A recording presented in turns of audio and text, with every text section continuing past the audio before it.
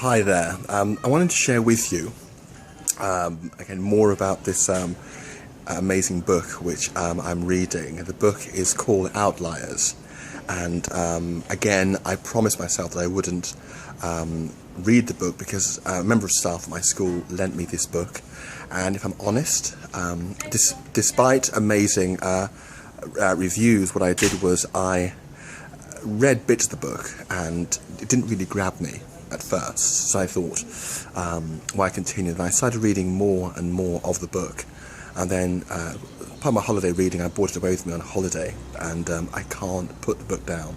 I cannot put the book down, and I'll talk more about the book, but there's a section of the book was talking about, it was looking at people who are geniuses, have an IQ of sort of 150 plus and so forth, and it focused on one chap was Oppenheimer. Oppenheimer was the father of the atomic bomb, a brilliant physicist.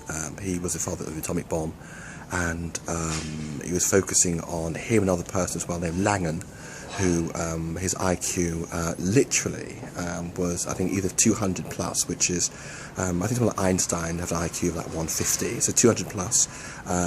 In fact, I think actually, it actually said that as he got older, his IQ became literally, his intelligence became, you couldn't measure it, it was that high.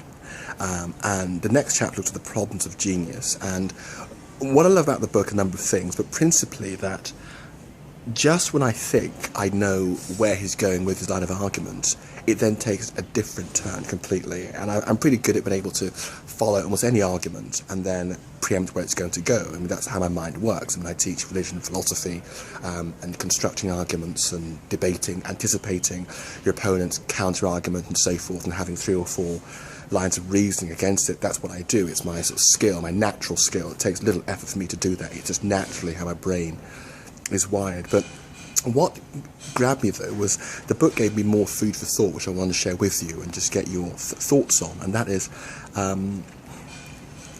what is the purpose of intelligence insofar as living the fulfilled life? You see, it was Aristotle, one of the Greek philosophers, who posed the question that what makes for the fulfilled life, or what is the purpose of living life if you don't examine it? Socrates then added to that, one of the other Greek philosophers, that there's nothing worse than the unexamined life. And it got me thinking about, does it mean that if you don't have a high IQ, you can't succeed?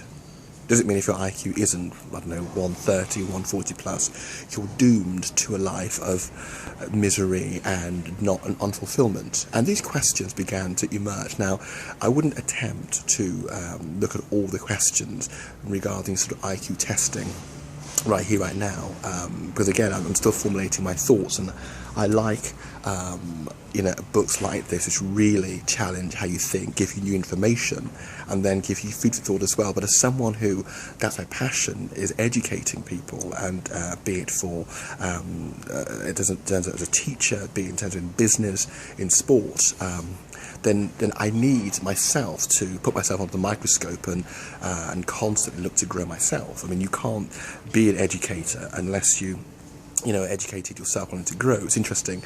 I was reading, it says one of the purposes, I think the actual word education, it says comes from the Greek word educio, which actually means to draw out the best in someone, which, yes, is also done by in sort of imbuing them with knowledge, but also as well, you need self-knowledge also.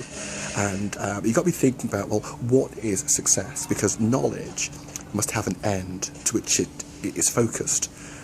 Knowledge must have an end to which it's focused. So, for example, if I'm doing a seminar or business training, that knowledge must have an end. The end will be obviously to empower those students towards an end to get the result that they want. And conversely, if what I'm speaking doesn't work